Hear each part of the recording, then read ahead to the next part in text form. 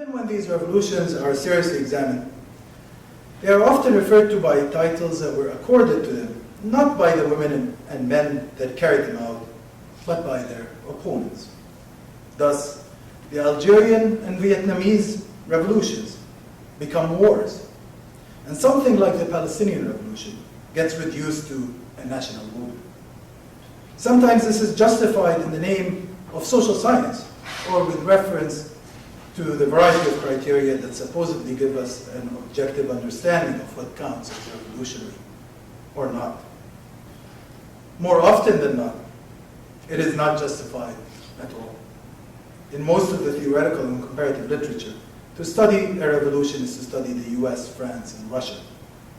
To ward off the charge of Eurocentrism, China or Cuba or Iran could perhaps be added. To be sure, Eurocentrism only partially explains this attitude. There is, after all, another conceptual hurdle, which is the overbearing presence of a particular model that dominates general thinking on what counts as a revolution, that of the Great Social Revolution. The dominance of this model is not restricted to social scientific approaches to revolution, seen, for example, in the classic works of Barrington Moore Jr., Theda Skocpol, or Charles Tilly. Nor is it a problem that is only perpetuated by their modern-day inheritors, and there's a very large number of them. Even in a completely different tradition in the study of revolution, the hermeneutic approach that emphasizes political culture, similar issues arise. A recent major edited collection in the field, for example, argues that revolutions should be read as scripts that refer to each other, with the French Revolution being the original script. Given the dominance of the social revolution model, it is unsurprising here that the authors would praise France as the original script, for notably absent from this entire collection is a single instance of anti-colonial revolution. I'm certainly not trying here to take issue with the study of traditional social revolutions or downplay their importance. However, my hope is to point out that there are other types of revolution out there that are worthy of attention and study as revolutions. The phenomenon of social revolution as understood in the literature is certainly most relevant to independent states, which witness within them intense contestations that sometimes reach the level of revolutionary social and political transformation. Some key aspects of such phenomena, for instance, state breakdown and the crucial decision of the military to no longer support the regime, are inapplicable in settler colonial contexts. The French army in Algeria, the apartheid army in South Africa, the Israeli army in Palestine had no problem of shooting at the Algerians, South Africans, and Palestinians. And these states, precisely because of their settler colonial character, had no prospect of state breakdown from within in the context of confronting mass mobilization. Moreover, some key problems that are essential to debates on social revolutions, such as the Tocquevillian emphasis on the role of previous regime modernization, or lack thereof, do not carry the same importance as in colonial context. Yet, why should we deny the revolutionary category to the great anti-colonial struggles just because they do not fit the traditional social revolution model? These revolutions often entailed a greater degree of social mobilization for a much longer period of time than many of their sister phenomena unfolding in the European world.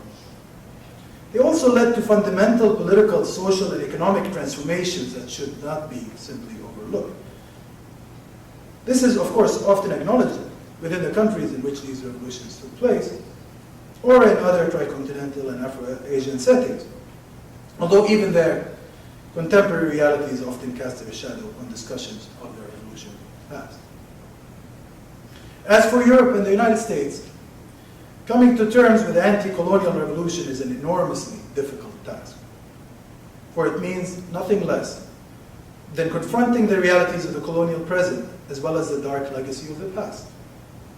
A discussion of anti-colonial revolution that does not dismiss them or reduce them to their post-colonial outcomes, or caricature them as mere explosions of violence, a discussion that takes the actions, words, and aspirations of revolutionary cadres seriously would by necessity humanize the anti-colonial project. This carries the risk of questioning the moral foundations of occupying and controlling other countries.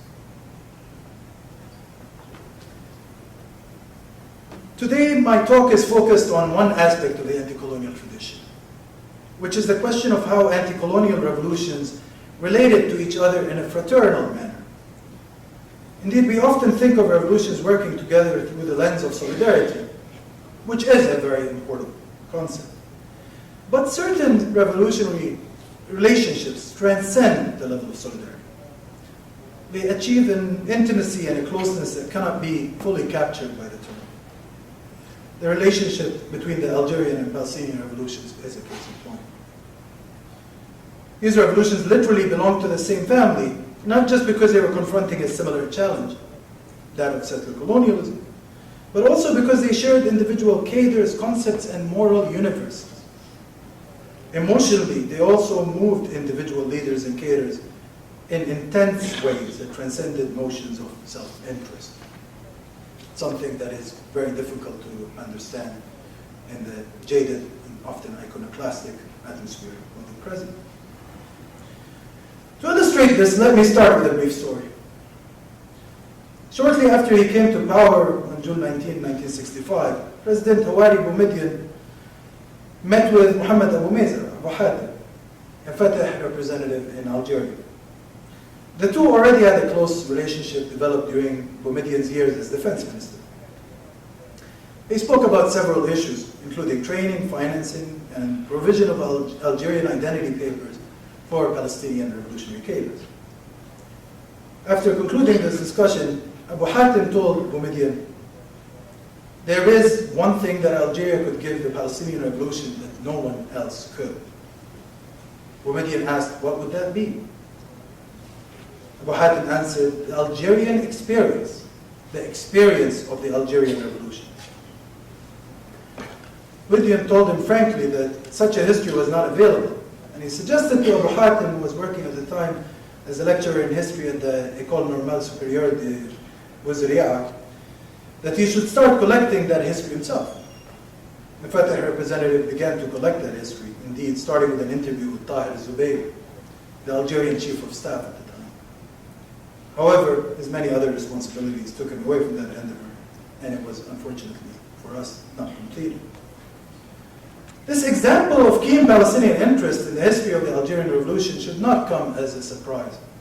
Indeed, no revolution played as big a role in inspiring Palestinian thought, action, and sentiment as the Algerian one. In all major Palestinian political movements in the 1950s and 60s, the experiences of anti-colonial revolutions, including the Chinese, Vietnamese, and Cuban, were admired, discussed, and studied closely.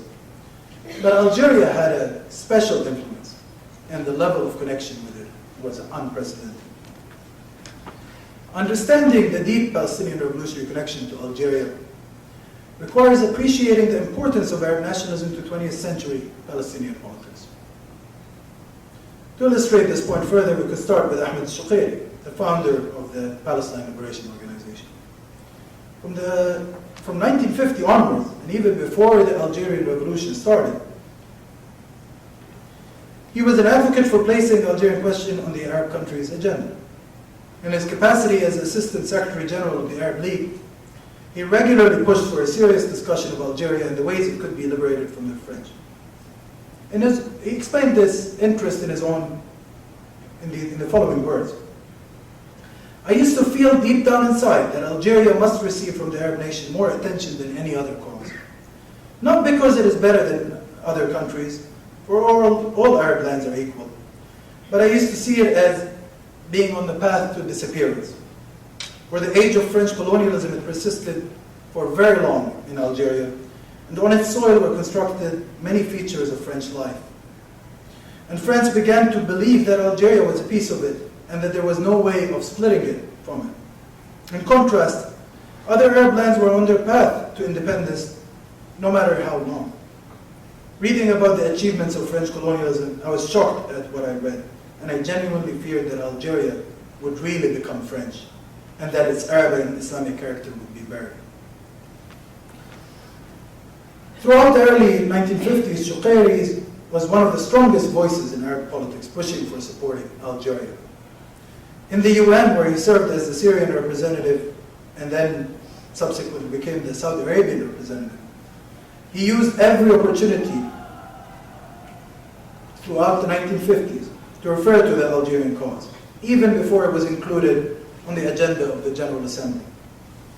In 1955, he used his position as the Saudi representative to send a letter to the Security Council pointing out the horrors of French military operations. Shuqairi, as was noted by Algerians for long after, lived the Algerian cause in the UN as if he was fighting in the field. Not only did he give fiery speeches, send official protestations, and struggle to put Algeria on the UN agenda, but he also brought in Algerian representatives as members of his Saudi delegation. When Algeria gained its independence in 1962, a large Algerian delegation came to the UN led by Ben Bella, but also including the Minister of Religious Endowments, Tawfiq al-Madani, and the young Foreign Minister, Ahmed Khamisti. After Algeria was admitted to the UN, Ben Bella walked over to Shuqairi and said, Algeria will not forget Shuqairi, and what remains for us is the liberation of Palestine. The independence of Algeria will not be complete until Palestine is liberated. So Shuqairi answered, here I am witnessing the independence of Algeria after seeing the independence of Libya, Morocco, and Tunisia. I hope to stay alive to witness the independence of Palestine. Shuqairi started crying, and so did Ben Bella. And that led the Minister of Religious Endowments, al-Madani, to note the two Ahmeds have cried. They cried with happiness for Algeria and with longing for Palestine. The Palestinian involvement and support of the Algerian cause at the time extended well beyond this leadership level. In the words of one Palestinian revolutionary, Palestinians everywhere, like Arabs everywhere, had a direct relationship to the Algerian revolution. For every Arab village, and by default every Palestinian village, had a solidarity committee with the Algerian revolution. In Cairo, Beirut, Amman, Damascus, Kuwait, Jerusalem, Gaza, Palestinians mobilized heavily in support of the revolution. This was driven by the fraternal feelings that were encouraged by Nasserism, broader Arab nationalism, and the broadcasts, of course, of Sawt al-Arab at the time, the voice of the Arabs radio from Cairo. But the connection between Algeria and Palestine ran deeper than Palestinians supporting Algerians. Perhaps the most important aspect of this relationship was that the Algerian revolution became an inspiration and a model for Palestinians. Without exception, every 1950s Palestinian cadre that I have interviewed recalls the inspiring effect the Algerian revolution had on them. This is corroborated also by mountains of documentary evidence. Especially for the young Palestinians who ended up founding Fatah, Algeria offered a roadmap for what was to be done. Until the Algerian revolution, the main model for liberating Palestine depended on the notion of establishing Arab unity, raising the military capacity of Arab states, and then launching a war that would result in the liberation of all of historic Palestine and the return of Palestinian refugees to it. Algeria, however, offered a different set of possibilities. There, the Algerians were leading the fight themselves through the method of popular revolutionary war. The role of Arab countries was to support them by offering something that was called Qawaid Irtikaz, bases from which cross-border operations could be led, and by giving supplies and financial support and diplomatic and media help. Why could not Palestinians deploy a similar strategy? This was the main question that led to the rise of dozens of groups throughout the 1950s and early 1960s. Many of them were even inspired by the name of the FLN. And there were indeed many different Palestine liberation fronts established during this period. The Algerian model was especially important for the creation of Fatah. And anyone closely perusing the two founding documents of the movement بيان حركتنا and هيكل البناء الثوري, the communique of our movement and the edifice of revolutionary construction. Anyone perusing these documents cannot fail to detect an unmistakable mark of the Algerian model. The Algerian model was also important for the development of early support for Fatah in Arab countries, especially in Syria. One thing that is widely forgotten, or perhaps not known enough, is that the triumvirate of Nur al-Din al-Atasi, Yusuf Zayn, and Ibrahim Makhos had all served as volunteer medical doctors in the Liberation Army during the Algerian War. These were respectively the President, Prime Minister, and Foreign Minister of Syria during the period from 1966 to 1970, which witnessed the greatest amount of Syrian support for the Palestinian revolutionary action, culminating in the sending of Syrian troops to Jordan during the events of Black September. So their connection to the Algerian struggle undoubtedly influenced their worldview and their perception of what border states needed to offer a revolutionary struggle like that of Palestine. The Algerian model also influenced Palestinian resource mobilization, especially when it came to Fatah, and in very direct ways. In fact, the earliest sustainable source of income for Fatah in the Gulf came after Algerian independence. The Algeria Solidarity Committee in Kuwait, which raised enormous funds for the FLN, decided to continue its work after 1962, but now raising money for the Palestinian struggle instead. Of course, many Fatah cadres were also closely connected to the Algerian struggle as it was unfolding. And this had important consequences after the victory of the Algerian Revolution. When the Algerian Revolution began, one of its main bases of action was the Office of the Arab Maghreb in Cairo. This was an institution it shared, of course, with the Moroccan and Tunisian independence movements. One of the volunteers in that office was a Palestinian man called Jamal Arafat, Abu Rabouf, who was the older brother of Yasser Arafat. Through his work there, he became friends with leading Maghrebite liberation figures such as Hussein Hayat Ahmad and especially Muhammad Khedr, both of whom became FLN Politburo members upon the independence and major leaders upon the independence of Algeria. When France imprisoned the 5 FLN leaders, Ben Bella, Hayat Ahmad, Khaydar, Rabih Bitar, and Muhammad Boudiaf, Jamal Arafat kept in touch with their families and followed up on their needs. After independence, Khaydar invited Jamal Arafat to attend the celebration ceremony of the revolution, of the victory of the revolution, and he suggested to him that there should be established in Algeria an office for Palestinians equivalent to the office of the Arab Maghreb in Cairo. Jamal Arafat started working on this initiative. But he then decided that he wanted to leave Algiers and got in touch with his brother Yasser Arafat in Kuwait, suggesting that Fatah should send someone to replace him. Around the same time, in March 1963, Muhammad Khaydar was visiting Kuwait, and Yasser Arafat, and of course the other Palestinian leading figure, Khalil Wazir, decided to go to meet him to arrange for transferring the office to Fatah. Muhammad Khaydar agreed, telling them, the office is available and we have given it to Brother Abu Raouf, and should you wish to come, we have no objection. The Fatah Central Committee subsequently held a special meeting, and they decided that Khalil Wazir, who is famous for his nom de guerre, Abu Jihad, and who was one of the most active leaders in Fatah, would be entrusted with the task of traveling to Algiers and pursuing the matter of the office. And so it was. The following day, Wazir left his relatively lucrative job in Kuwait and traveled to Beirut and then secretly to Algeria. There he took on a new nom de guerre, Alal bin Ammar, and began to work on establishing the office. At the time, however, Algeria yielded to Egypt on all affairs Palestinian, and there was accordingly hesitance on the part of Ben Bella on opening an office for Fatah in Algiers. Abu Jihad spent 6 months trying to open the office to no avail.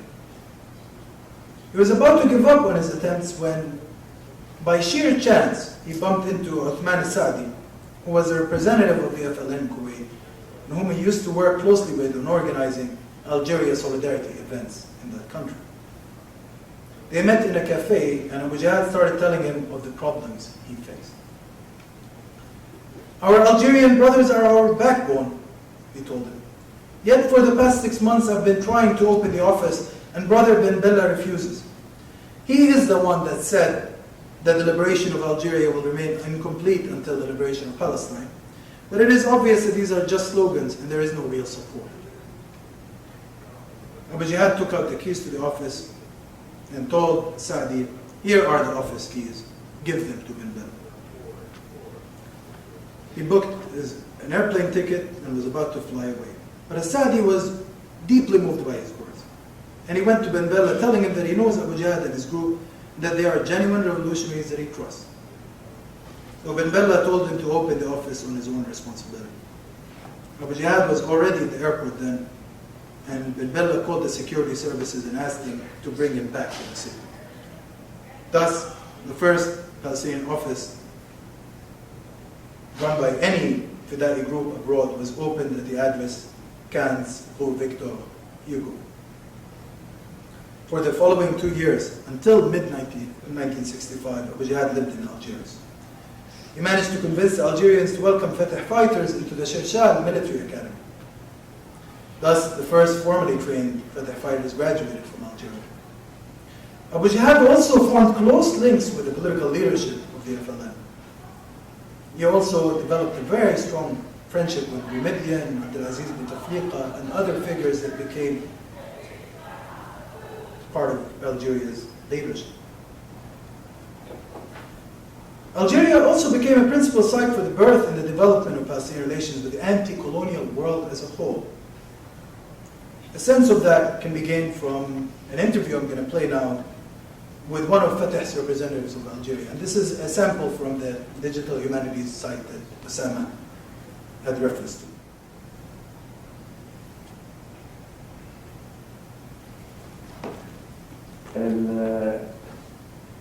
العمل في الجزائر له عدة مجالات. من هذه المجالات أن الجزائر بعد الاستقلال كانت مركزا لاستقطاب كل حركات التحرير الإفريقية والآسيوية وكل الأحراف العالم كانت في هذيك الجزائر. وبنينا عدة علاقات كفلسطينيين مع مختلف حركات التحرير. ومن الجزائر ذهب أول وفد فلسطيني لزيارة الصين، كان مكونا من الأخ أبو عمار والأخ أبو جهاد. وفي الجزائر تم أول لقاء مع الثورة الكوبية، وكان ذلك في سنة 64 حتى قبل أن تنطلق الفتح.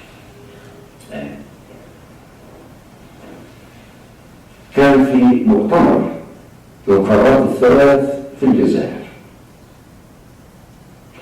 وعقد في مقر بسموه نادي الصنوبر.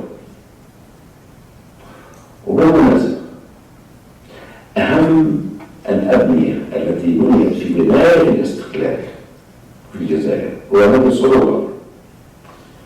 المهم أن من الذين حضروا هذا المؤتمر على القضايا الثلاثة كان أحد قادة الثورة الكوبية ممثلا إلى كوبا هو تشي جيفارا.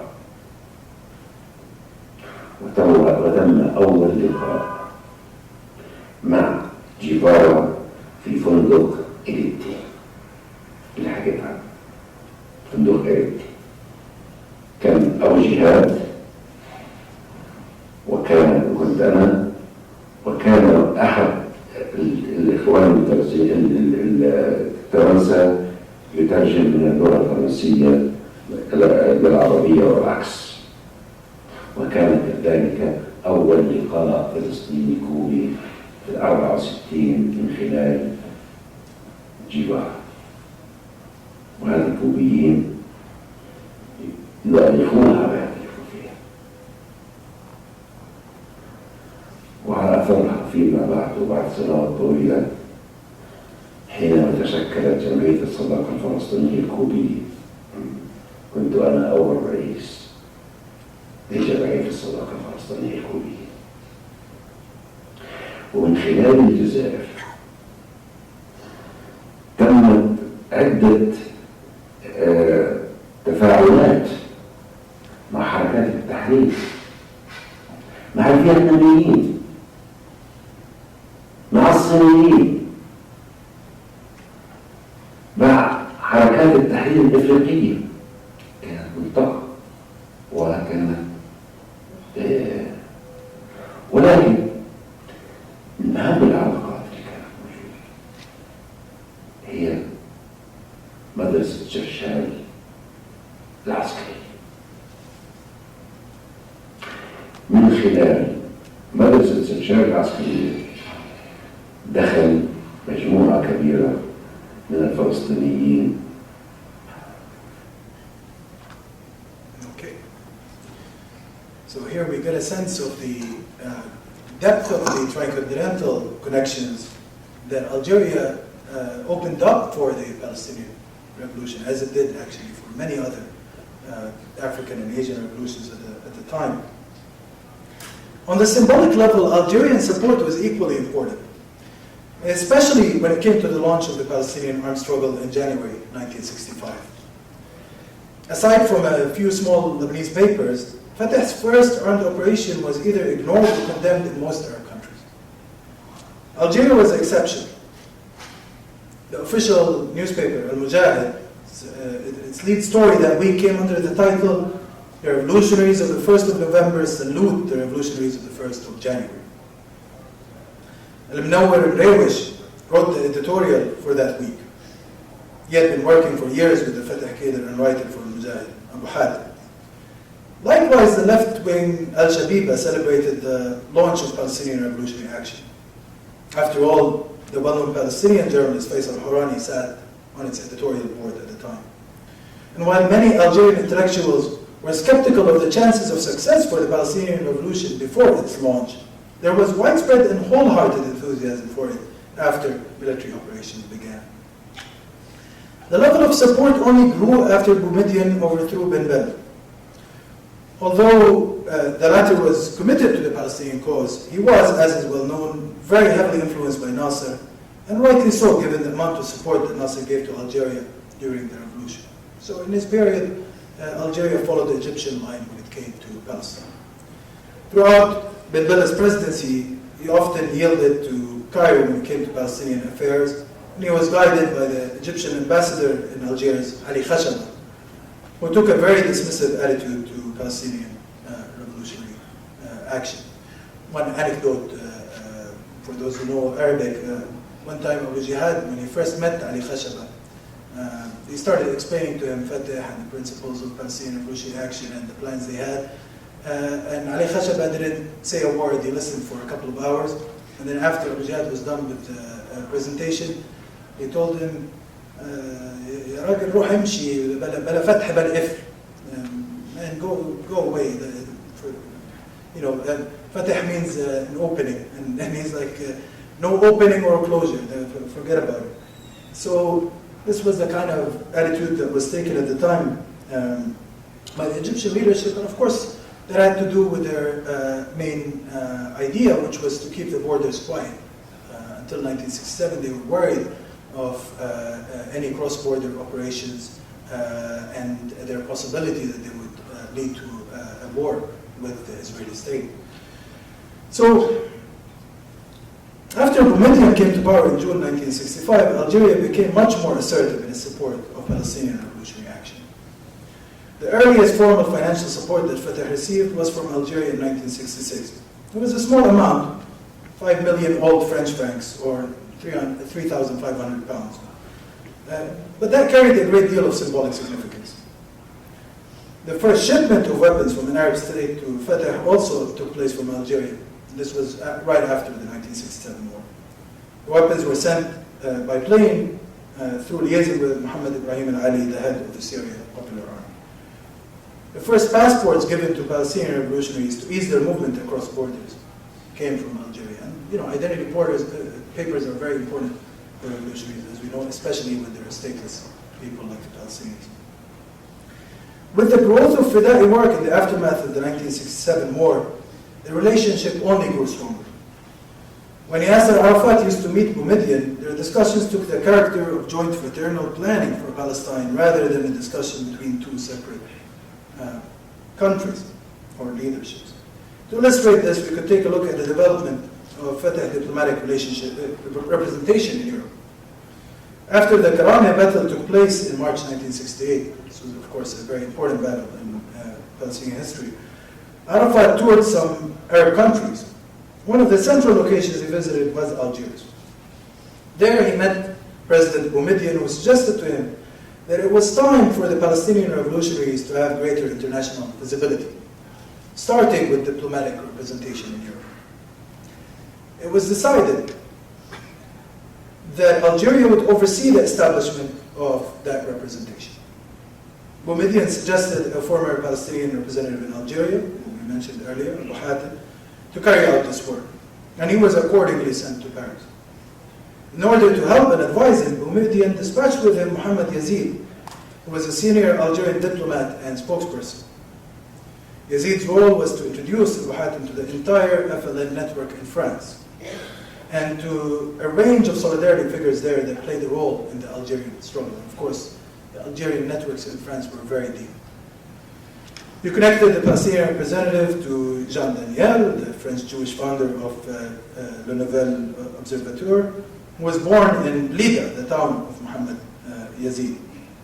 And also introduced him to scholars like Maxime Rodinson and Jacques Berck, who specialized in the Middle East, to leftist figures like Gérard Chalian, to lawyers like Michelle de Beauvoir, the sister of Simone de Beauvoir, and to dozens of other journalistic, cultural, and political figures. Yazid spent an entire month doing that, even though he was a very senior Algerian official. And this formed a base for future Palestinian revolutionary representation in Europe. Sometimes Boumediene took steps on his own initiative that had an enormous influence on the Palestinian struggle. The Arab League recognition of the PLO as the sole legitimate representative of the Palestinian people during the Algiers Summit of 1973, which of course was later reconfirmed even more explicitly in the Rabat Summit of 1974, it largely took place through this work. The Jordanian representative at the time objected to the idea of PLO as a representative. Boumediene told him, "I know your opposition, thank you." He was hosting the session and he was the presiding over it. So he really abruptly cut it. He then addressed the rest of the session, who is with Palestine and who is against Palestine?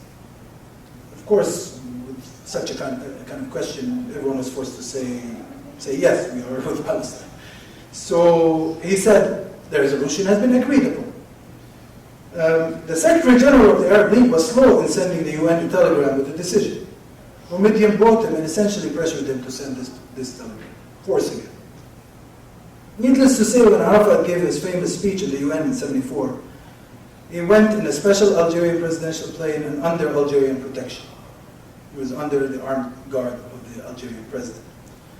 Of course, the presiding over that UN session, very famous session, of course, was the Algerian foreign minister at the time, Abdelaziz Bouteflika.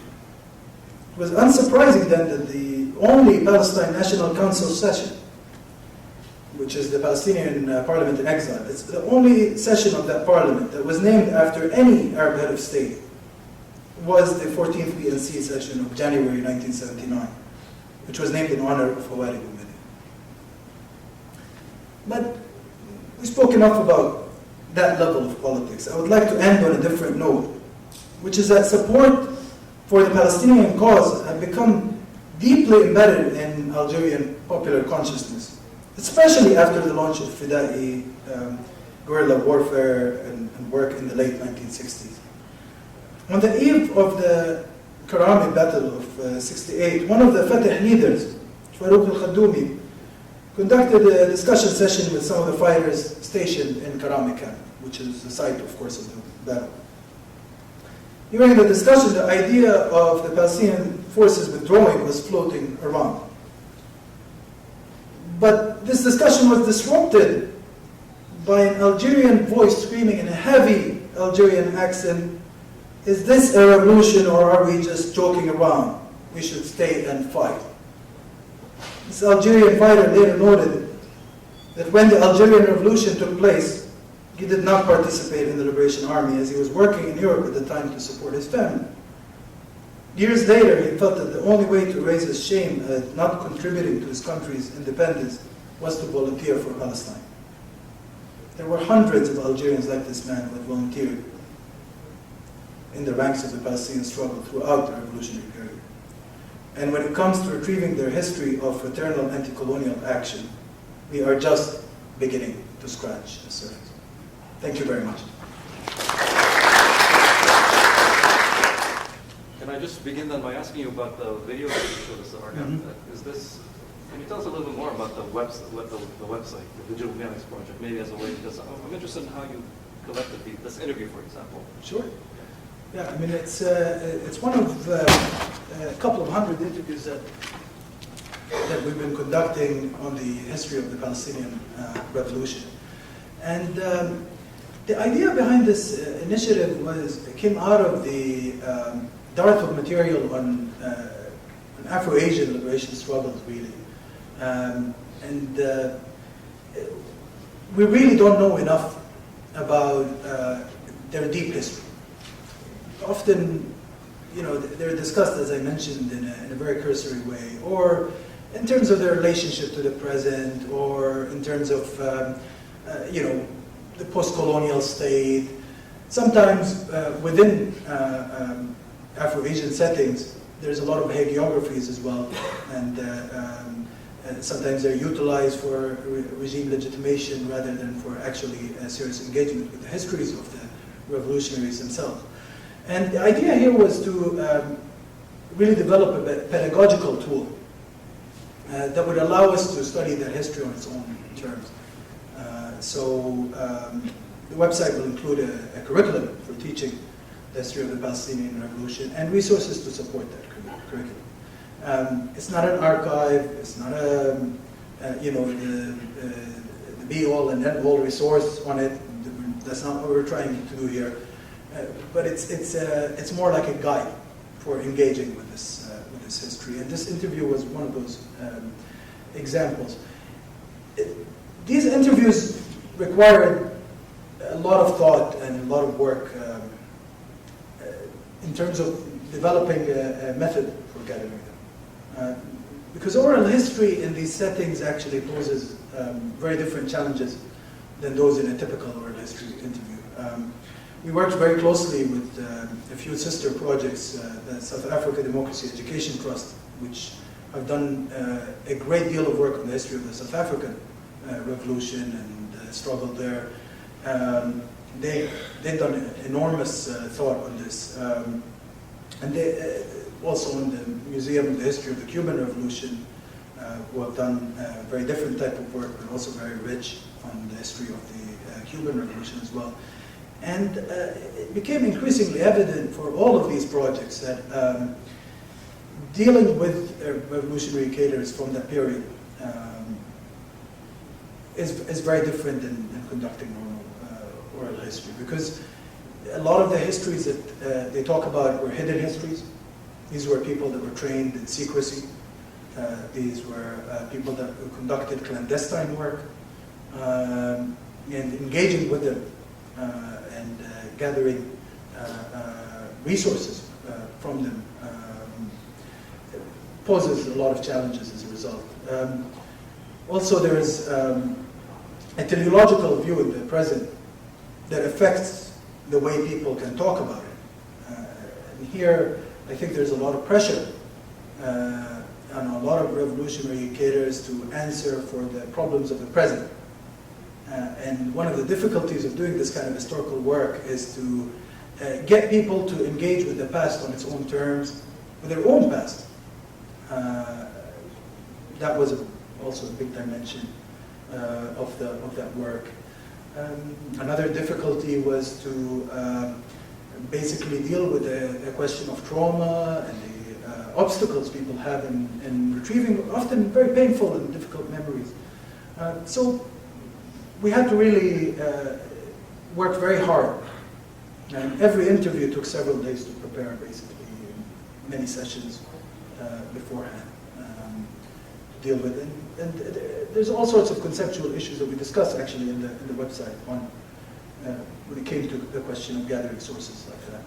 Of course, the website is not just about interviews, it has also documentary evidence and archival material as well, and memoirs and so on.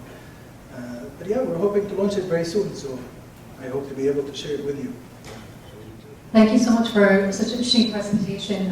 And you ended up talking about the last example you gave. You were talking about trying to move it to the local level. And you know, one of the stories that my father loves to tell, so my father's 81, is giving a pen for Algeria when he was in elementary school and almost getting a beating for giving away his one pen. And so this is kind of a story of some of the level of solidarity folks felt in, you know, tiny villages for the Algerian Revolution. And I wonder if you're finding data or you're looking at that level and thinking about kind of Algerian support post-independence for the Palestinian Revolution at that level, you know, the school children giving their pens away or something on that level. Yeah. Yeah, no, of course. I mean that level is what raises it to the kind of fraternity that I'm talking about, and it wasn't just you know, the usual solidarity actions. This was lived by people in their daily lives. You know, when Jamila Bouharid did a tour after she got released in a variety of our countries, she was a symbol of the Algerian resistance, actually. She was treated like a superstar in every Arab country she went. There were thousands and thousands. She would fill stadiums. One of the Palestinian teachers that later became involved in the founding of the PLO, he arranged an event for her, for example, in Kuwait, in the Sheikh secondary school. The stadium could not fit the thousands of people. I mean, and we're talking in a small place like Kuwait.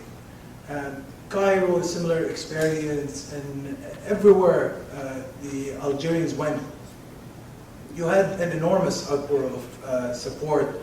And as you said, there were things like giving a pen for the Algerian Revolution. There were solidarity funds established everywhere.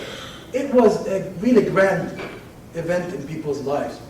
Sometimes we forget that in the present, partly because of the current state of Arab affairs, and partly because the literature is jaded.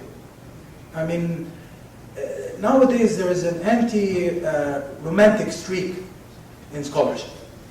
And that's fine, you know, scholarly sobriety and so on. I'm all for that. But there are problems with it when it comes to studying revolutionaries. Because revolutionaries were deeply moved by that vision. You can't understand any revolution, actually, without understanding that emotive dimension to it. And, you know, whether it's France or whether even American revolution, any revolution, you know, it's not enough to say somebody has grievances. They need something more than that. And that force of solidarity, and sometimes the higher force, which is that of fraternity, that level of solidarity that reaches the extent where you're moved in your everyday life in these kind of actions. You know, we can't approach it without really taking the past on its own terms and away from the frameworks of the present. And I think those micro-histories that you've referred to help us develop that, because this was part of the experience of ordinary people as well. Millions of ordinary people. I was remembering talking with you know, friends and relatives who grew up in Palestinian refugee camps in the West Bank, and they tell very similar stories about, as children, giving little coins, you know, basically all they had for Algeria, and that was a very formative experience for them as children. And then after right after the Algerian Revolution triumphed, also the big wave of Palestinians who went as teachers and medical personnel and so forth to help build the new Algeria would be another part of the story, I guess. So I think there's, just to push the question a little farther, how do we get at all those histories? And also, what's your sense? I mean, it was a wonderful talk about this really obscure trans-revolutionary experience. So how do we get at the mechanisms of it? I mean, I was always curious. So what was moving these school children, right, to act like that? Was it their teachers? Was it media? Was it? Are you getting a sense of what was feeding the popular Palestinian imagination when it came to Algeria?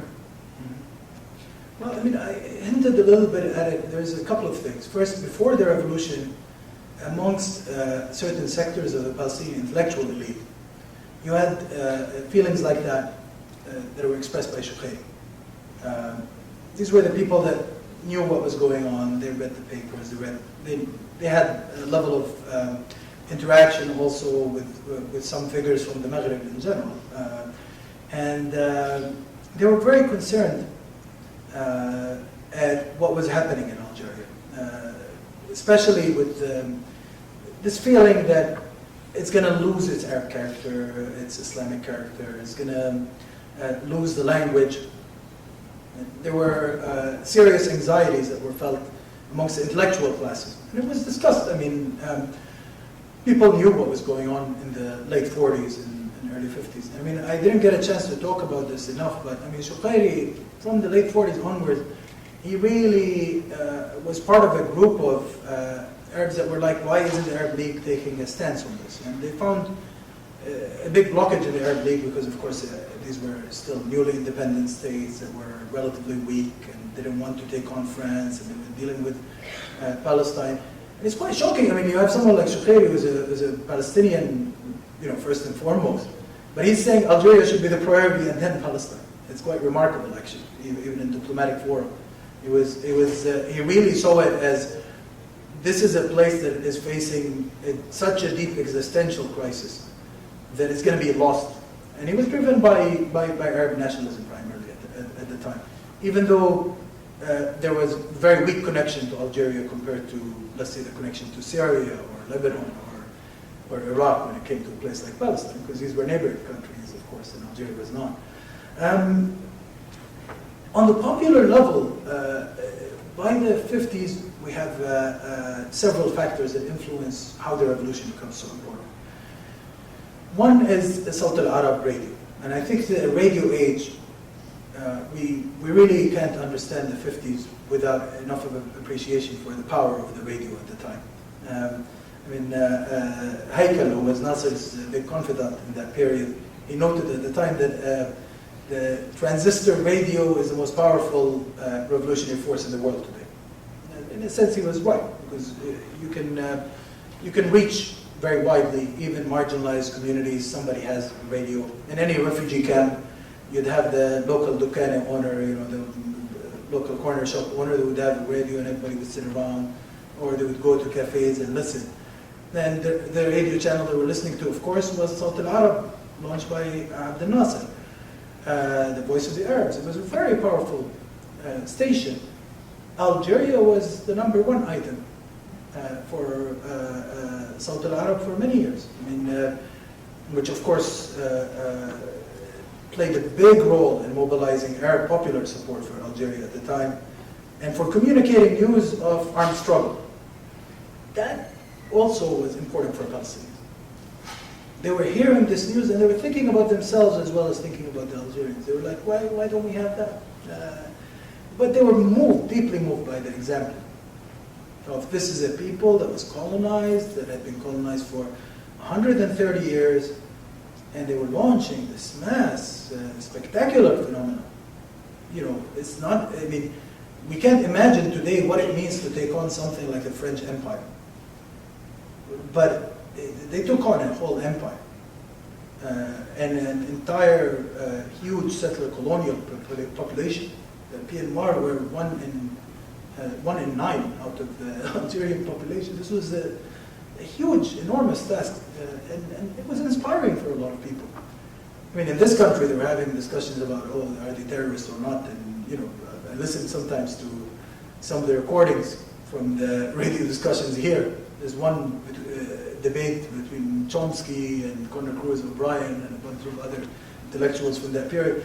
And they're debating, you know, Chomsky's trying to defend Algiers by saying, well, you know, there's other stuff other than violence and so on.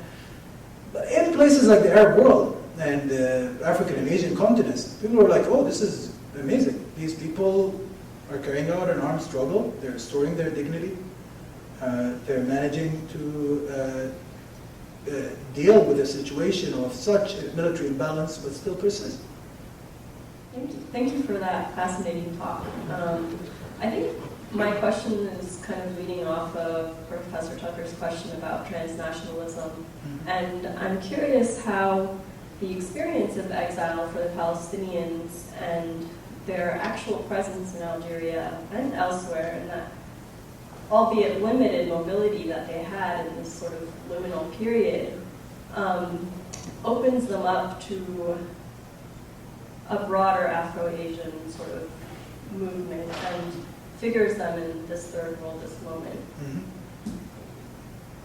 Yeah, I mean, it's a great question, and I think there's no doubt about it. You have something happening in the 1960s in places like Algiers, where the Palestinians are encountering very heavily this presence of similar struggles elsewhere.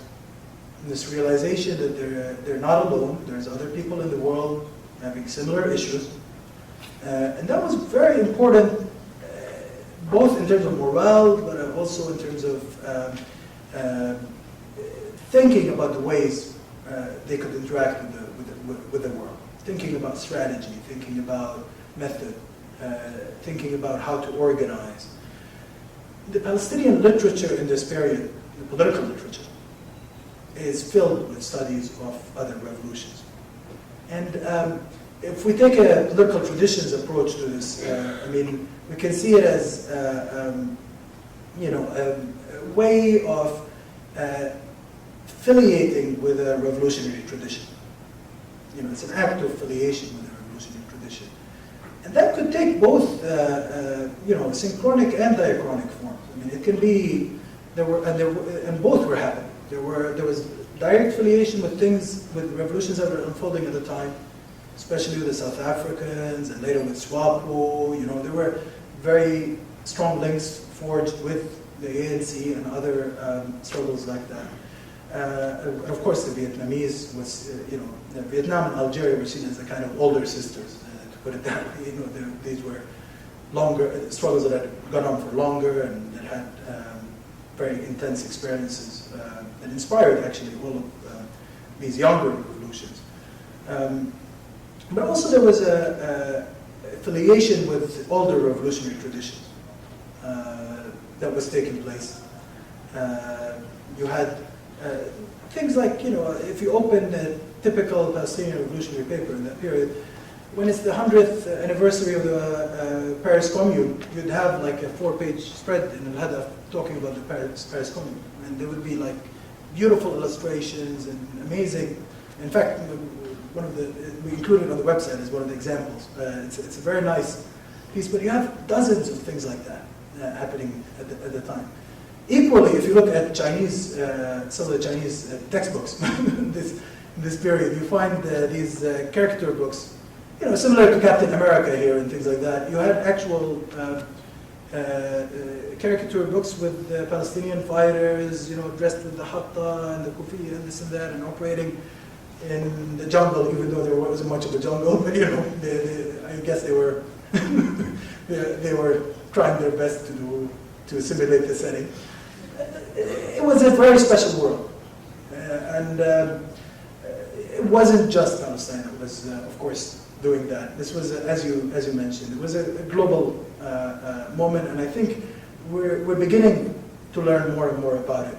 There is luckily, you know, we're getting more studies of this. In fact, on Algeria, there's just been a book published, The Mecca of Revolutionaries, that discusses some of that. There's a bunch of other books that have been produced on other parts of the world that discuss that. And more importantly, there's big projects like the Sadet one in South Africa. It is really a treasure trove of material. I mean, they've done 500 interviews, went really deep into this world, multiple volumes about things like Cuba and them sending troops to Angola, things like the cultural connections that were being developed, things like the educational missions. Amazing. I mean, it was a world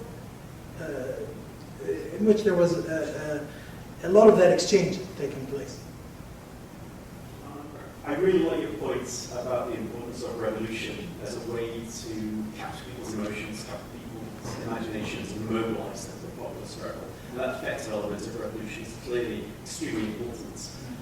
I'm having trouble, though, linking that particular vein back to where you started your talk, which was with the argument that we should consider anti-colonial movements revolutions in the same sense that we consider revolutions such as the Chinese-French social revolutions. And I think there I part with you a little bit, and there seems to be a risk of conflating analytical categories with categories of practice.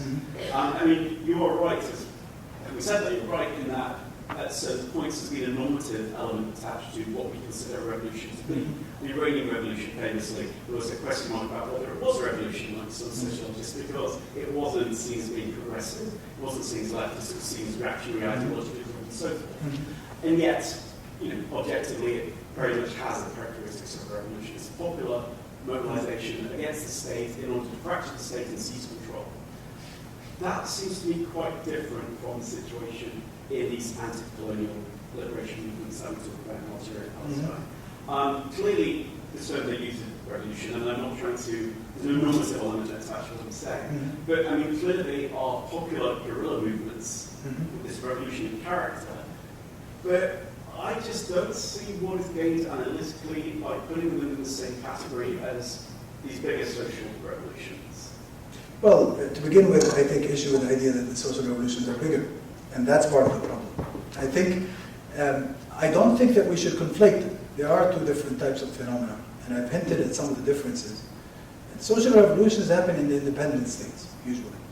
You don't have a struggle against, it's not a struggle against a foreign power in Iran or in France or in, there's foreign powers involved, and there could be a national element and there could be an anti-colonial element even to them. But essentially, they're about social mobilization within a political space, inside that political space. What makes the anti-colonial revolutions different, and the reason why they use armed struggle, of course, is that they're dealing with a power that has no hesitation in shooting at people. You don't have a chance of getting the South African army to not attack you, or the Algerian, the French forces in Algeria to not attack the Algerian people. They did things like the Sétif massacre. That would have been difficult to carry out in France, of course. So the methods are different, and the outlooks could be different, and the theory is different, but it's a revolution. It's just a different type of revolution.